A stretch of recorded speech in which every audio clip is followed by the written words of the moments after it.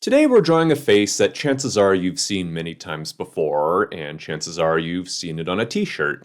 A very popular t-shirt, in fact probably the best damn t-shirt that ever existed. Maybe it's a shirt you've seen on high school kids and tough kids trying to look badass. Maybe you've seen it on old punkers who swear they saw this band live back in the late 70s, early 80s. Maybe you've seen it on fellow Monster fanboys who are very proud of the roots of this particular character, and they'll be happy to tell you what it is.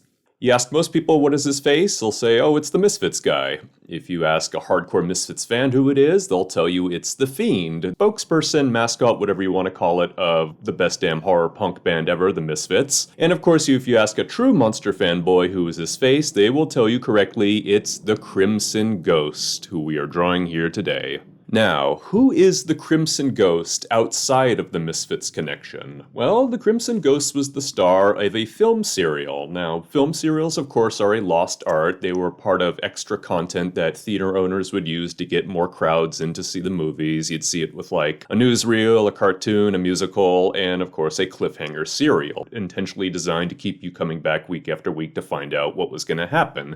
For my money, The Crimson Ghost is really one of the very best of them. The Crimson Ghost is a serial I like a lot because it moves at a very brisk pace and it keeps the action going, and this is a very action-packed serial. The plot keeps moving and it keeps the subplots to an absolute bare minimum. There's not a lot of distractions. The hero and heroine aren't really all that interesting, but they are serviceable to the story and they keep it moving forward. There's no dopey comic relief, there's no pointless romances, it's just focused on the Crimson Ghost and his quest to obtain the Cyclotrode and basically make life miserable for everyone who is not himself or part of Ash's gang. The one and only thing that kind of slows down the plot a little bit is just the mystery of trying to find out who the Crimson Ghost is. This was a very common thing that happened in film serials, was trying to discover who the villain was, because it's part of that cliffhanger formula that kept audiences coming back again and again next week to find out just who he was. I understand why they included that here too. I mean, it works.